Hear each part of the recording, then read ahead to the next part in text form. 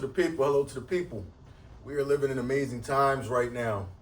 As I turn on the news, what they call the news, if you can even call it that, with this lack of facts. Not that the news really ever involved facts. It's basically just a propaganda train that America and other governments use it for. But I say all that to say this: we are living in prevalent times, and truly, when you can see the president of the United States, Donald J. Trump, along with his cronies and the rest of these idiotic people that spew these dishonest, distasteful truths to the people that they so poorly represent their own citizens. Now America's structuring this Iran deal as a win, which is the craziest thing you can ever think of. We're going to keep this short because this doesn't require a lot of verbalization. This doesn't require a lot of talking. This doesn't require a lot of thought. Let's get to the basics. Before this war started, the Strait of Hormuz was open, meaning there was no blockade needed by America. There was no friction with the Strait of Hormuz, meaning China, a country who gets 60% of their oil and agricultural fertilizer resources from the Strait of Hormuz, they were not affected. Means the rest of Southeast Asia, they were not affected. And basically everyone except the United States was not affected. What happened after the bombing? The common sense thing. Iran retaliates, bombs the neighboring countries around them, the Qatar, the Dubais, all the countries that don't help their own Muslim Ummah anyway, that want to support U.S. facilities and war bases and troops in their country to bomb Iran. Iran did the right thing, bombed them. Next thing they did was cut off the strait. Now, as we said before, the strait was completely open. There was no blockade. There was free roam in and out of there before the war. So a cause of the war was for the strait to be closed. Now, reopening the strait is a bargaining tool. So therefore, that is not a win for America. That's a win for Iran and a loss for America. Let's break this down to common sense for people who can't think far, people who lack the knowledge. If you were in a fight with a person and while you were fighting, you drop your cell phone, they pick the cell phone up, they take your phone. The fight's over. Now you want your phone back. Now this person says, well, if you want your phone back, you have to pay me $100. Even though the fight is over, the phone wasn't a factor before. You had your phone before this, so you did not need to ask for your phone or pay a payment for your phone prior to the fight. Since the fight happened, you lost the phone, the enemy got it, and now they're charging you to get it back. So you getting the phone back and then announcing that you got the phone back is not a win. That is a casualty. That is something that happened during the engagement that you had to rectify. And you had to rectify it by giving up leverage. That means giving up something. The United States of America, these Europeans, they never want to make a deal. They don't want to make deals. They don't make deals with brown countries anyway, and they don't honor the deals with their own white countries, as France saw when they basically came over here and showed everybody else in the world that your gold is not backed by you. Your U.S. currency was not backed by gold. So I say all that to say, United States doesn't make deals with brown people. If they had true influence and true effective war tactics and were doing tremendous damage there, like they want to tell you about this Navy that they crippled in Iran. Yet Trump told us before that the Iran Navy was trash. It was garbage. They had obsolete weapons, obsolete tools, obsolete fighting, obsolete planes. All this was garbage. So you getting rid of that, is that a big win? Was their Navy really a threat to us, the biggest Navy in the world? No, absolutely not. That's all nonsense. So all that blowing up their naval equipment and all this stuff is nonsense. The key to Iran is the drones, the AI technology that they're using to help them last in this war. It's not the most expensive equipment. So they're not blowing that up. And these drones can be made very fast, again, by Iran, which they're doing during this ceasefire.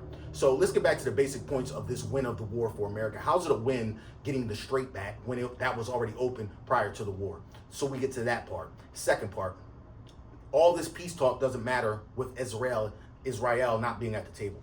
If Israel's not at the table and agreeing with this, all this is nonsense because they control the war. They are the ones that want the war, need the war, and it helps their process of the Greater Israel Project, which is to wipe out the Middle East. They don't want to make any deal. There is no deal in mind that Israel will present that will make them happy. Their only deals are the ones they use to justify the genocide they're committing over there, as they did in Gaza and as they continue to do in Lebanon. And I commend Iran for stepping up and actually helping Lebanon. They're the country that is standing up for them. As they said, we will not forget those who helped us. And that's very important. which the United States always forgets about those who help them or just totally disregards them as useless countries, even their own white countries.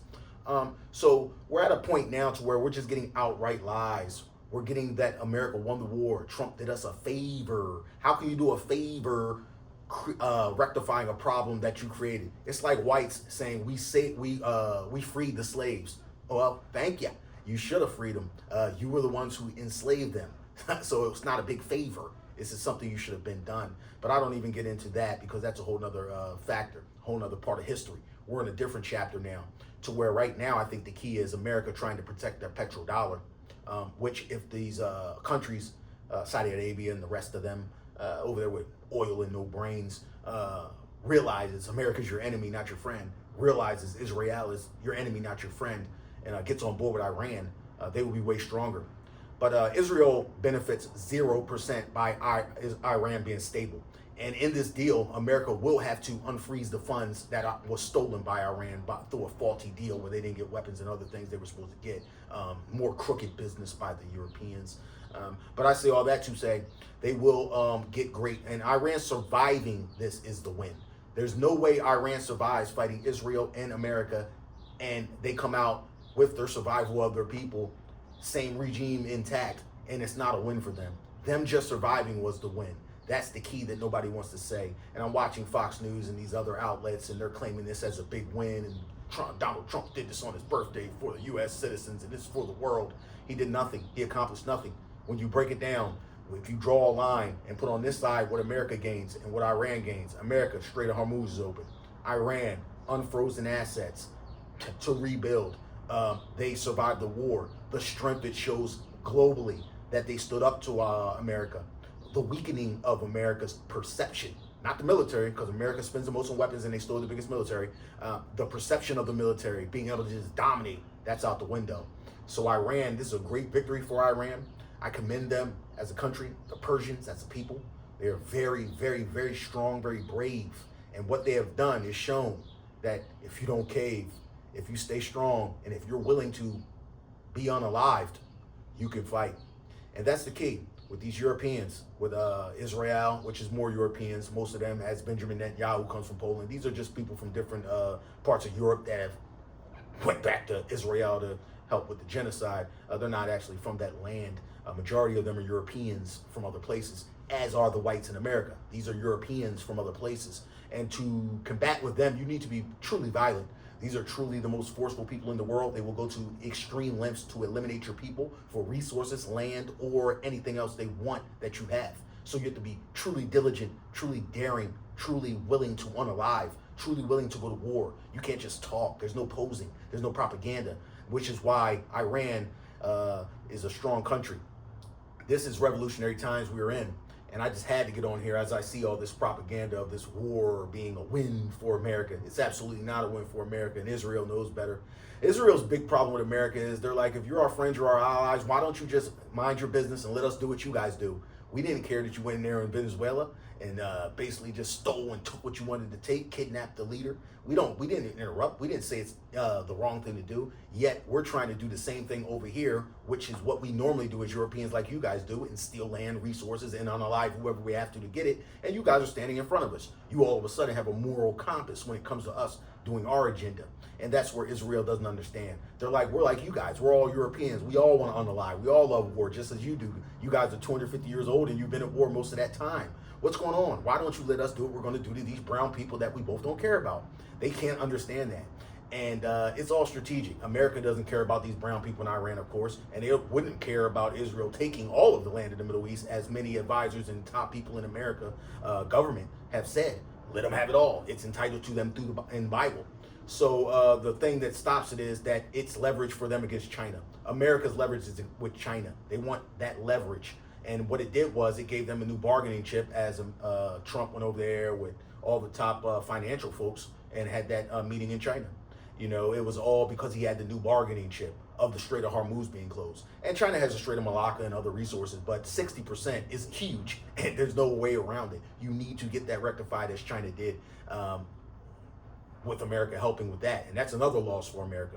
They helped China by reopening. Who's the greatest affected by it? That matters. It's China. And now China wiped it off the board and they can go back to planning their domination. and planning the effective things that they do to help their country advance, which I have a lot of respect for them, even though they don't like my people too much, the Chinese. I still have great respect for them because they're not violent people. They do it strategically and through terrible deals like they do over in Africa, to where they basically put you in debt that you cannot pay and take what they want. You know, they build different railroads and all these kind of things, but they do build hospitals. I respect that. So right now, just keep your eyes open and ask yourself, is this really a win for America? And just you yourself, draw a line down a piece of paper, write down America's gains in this war, write down Iran's, and you will clearly see this is a win for Iran by far, not even comparable. I mean, truly amazing what they did, what they accomplished. And I don't think the ceasefire will maintain, because Israel has no benefit in the ceasefire. It doesn't help them with the Greater Israel Project. They will continue to bomb Lebanon, which is a key factor Iran has put into this deal. So it's interesting. A lot of this is just posturing and gesturing, and Trump, just saying there's a deal. We'll see. But I just want to get on here and talk about this. As you see, I'm in another hotel. I will be going back to Bangkok just to stop at my place for a little bit. So I'll be in Bangkok for about 2 weeks, and then I'm heading back to South America. So just want all y'all to stay safe. I'm still doing my thing, still putting up the content. There's going to be a video before this one that I put out as far as like picking the right country to live in, because those things change all the time, and I'm noticing a lot of content creators putting up titles like this place is not the same, Southeast Asia is not the same, do they still want us here as foreigners? So I'm touching on that. But I'm gonna check out for now. I'm gonna finish doing my due diligence, watching. I'm doing a lot of research right now on a lot of things, and I'm doing a lot of work with AI, working with Claude, creating apps and different things of that nature. So I'm keeping myself busy, staying diligent, always chasing that dollar. I just want to tell you guys to stay safe. Hope your family's safe. Hope you're in the best of health and spirits. And just watch closely and ask yourself, is this a win for America? Absolutely.